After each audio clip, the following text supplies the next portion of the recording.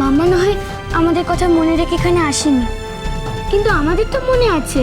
কতবার বলেছি, কতবার বলেছি মাম্মা মাম্মা করবে না, আন্টি বলবে। না, বলবে না, বলবে না আন্টি। ওরা ওরা যেটা বলে আমায় ডাকে সেটা বলেই ডাকবে। আপনার সন্তান বলে আপনি ওদের আপনার প্রপার্টি বলে ভাবতে পারেন না, পারেন না সম্রাট বাবু। বলছি তো মাম্মাই বলবো, মাম্মা মাম্মা মাম্মা। তুমি আর কোনোদিনও আমাকে বকতে পারবে না। তুমি এখন বকলে কি হবে? এখানে অনেক লোক আছে যারা এখন আমাদেরকে বাঁচিয়ে, তাই না মাম্মা? কেমন আছো তোমরা? আমাদের কথা তো আর মনে রাখোনি? মনটা কি আর খুলে দেখানো যায় টুমরি? যদি দেখানো যেত তাহলে আমি সত্যিই দেখাতাম যে তোমাদের কথা আমার মনে পড়ে কি পড়ে না। আর মনে পড়লেই যে সব সময় সবটা করা যায় তা তো নয়। তোমরা এখন অনেক ছোট, তো যখন তোমরা বড় হবে তখন বুঝতে পারবে যে চেষ্টা করলেই।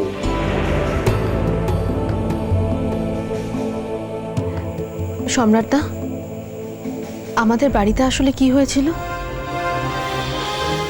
We are very sorry. আমাদের বাড়ির লোক যদি তোমাদের অসম্মান করে থাকে তাহলে আমাদের সত্যিই খুব খারাপ লাগবে। কেউ আমাকে অসম্মান করেনি মিমি। আমার যা পাওনা ছিল আমি সেটা পেয়েছি, আর তাতে সঙ্গ দিয়েছে তোমার বৌদি আজকা। আপনি কোনো অন্যায় করেননি? না, আমি কোনো অন্যায় করিনি। সম্রাটদার মতো একটা মানুষ তো অন্যায় করতেই পারে না। কিন্তু আমি একটা কথা বুঝতে পারছি না, সম্রাটদা তুমি কি করে ওদের বাড়িতে গিয়ে উঠলে, মানে কি সূত্রে? অসহায় লোকদের সূত্র খুঁজে নিতে হয় জুটো। আর আমার অসহায়তা আমার এই দুটো বাচ্চা। কলকাতায় সবে এসেছি। মিমির ঠাম্মা আমার সম্পর্কে দিদা হন, আমার বাবা দূর সম্পর্কের পিসি। ছোটবেলায় যাতায়াত ছিল, মিমি তখন অনেক ছোট, জানার কথা নয়। কলকাতায় এসে মনে হলো যতদিন অ্যাকোমোডেশন পাচ্ছি কয়েকটা দিন ওদের বাড়িতে এসে কাটিয়ে যাই। হোটেলও ঠিক করে ফেলেছিলাম। ভাবলাম একবার গিয়ে দেখা করে আসি ওদের বাড়িতে, দেখা করেই ফিরে আসতাম হোটেলে। বাট যখন ওরা সবাই শুনলো আমি হোটেলে থাকবো, তখন এমন রাগারাগি শুরু করলো, না ওখানেই থাকতে হবে, ওখানেই থাকতে হবে। আমার ভুল, আমি ওদের আপ্যায়নটাকে সত্যি ভেবেছিলাম। তাহলে কি ওটা মিথ্যে ছিল? হ্যাঁ, ওটা মিথ্যে ছিল। শুনুন, আপনি আমাকে অসম্মান করছেন, করুন, আমার কোনো প্রবলেম নেই, কিন্তু আপনি আমার ওপর রাগ করে বাকি সকলের ওপর অন্যায় করতে পারেন না। তারপর তারপর শুভ মামা, জানি না মিমি তোমার উনি কে হন? উনি আমার বাবা।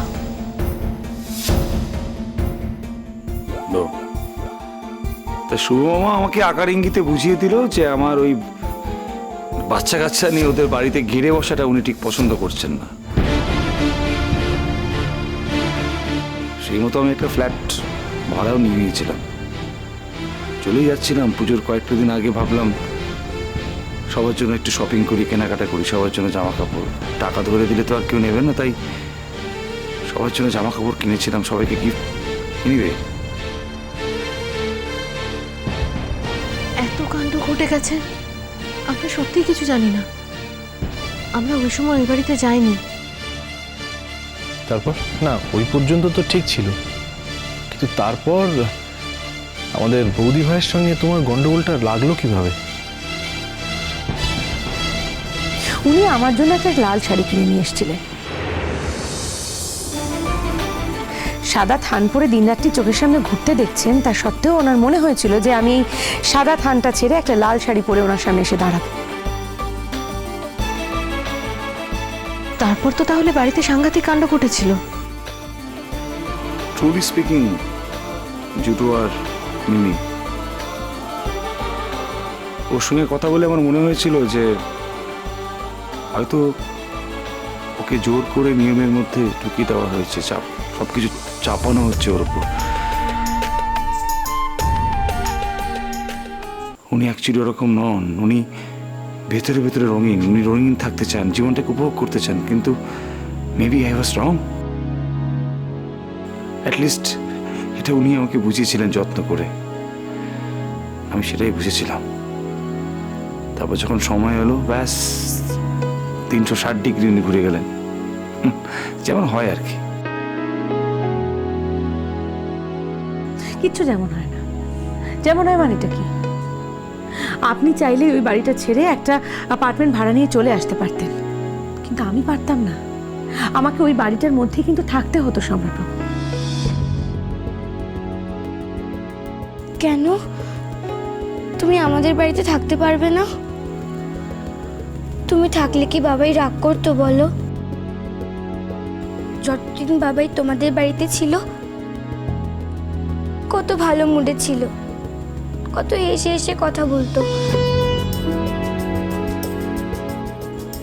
তোমরা তাড়িয়ে দেবার পর থেকে যখন আমরা নিজেদের বাড়িতে ফিরে এলাম, অমনি বাবাই বদলে গেল, আর আমাদের সাথে ভালো করে কথা বলে না। ঠুমরি, তোমাদের এখন আর কোনো অ্যাপার্টমেন্টে যেতে হবে না। তোমরা আজ থেকে আমাদের বাড়িতেই থাকবে, কেমন? মামা থাকবে?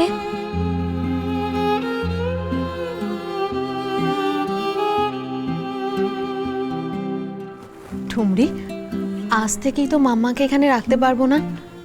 মাম্মা যাতে তোমাদের বাড়িতে পাকা পাপ্তিভাবে থাকতে পারে সেই ব্যবস্থাই আমি করব, প্রমিস। যাতা কথা বলছো বলো তো মিমি? তুমি কি বাচ্চাদের সঙ্গে সঙ্গে পাগল হয়ে গেলে? আমি কোনো জাতা কথা বলছি না বৌদি ভাই, জুটো জানে আমি কোনো জাতা কথা বলছি না।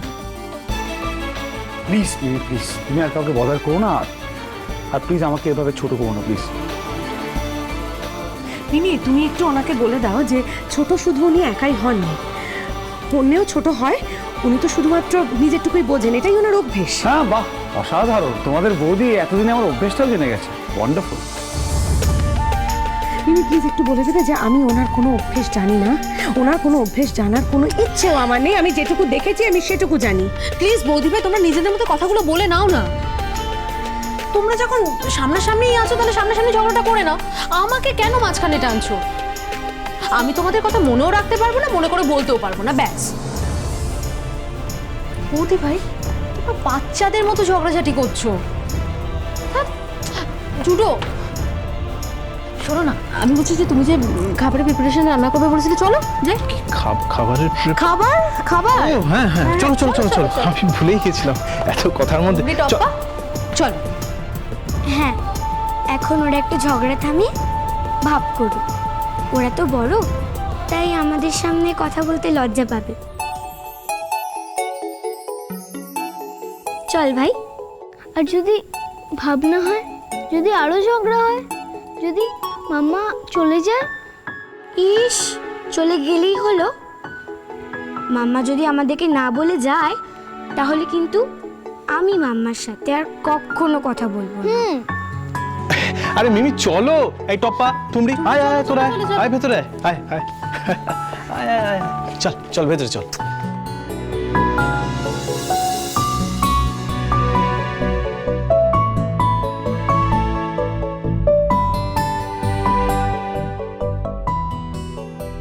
ও ভালো ছেলে, এখন এখন এই যে লাল টুকটুকে শাড়িটা না, এটা না বৌদি কিনে দিয়েছে। হ্যাঁ, আর বয়ের জন্য একটা সাদা পাঞ্জাবি আর একটা পাজামা কিনে দিয়েছে। হ্যাঁ, ছায়া এলেই সেটা টুক করে পরে নেবে। হ্যাঁ, তারপর আমি আচ্ছা এমন করে দাঁড়াবো, এমন করে, হ্যাঁ এমন করে দাঁড়াবো, আর তুমি আমাদের ফটো তুলে দেবে, কেমন? ফটো তুলবো না মানে? আজ তো অনেক ফটো তুলবো। দেখো, বিয়ের সময় আমি নিজে অত স্কোপ পাইনি ফটো তোলার, আজকে সেগুলো সব পূরণ করবো।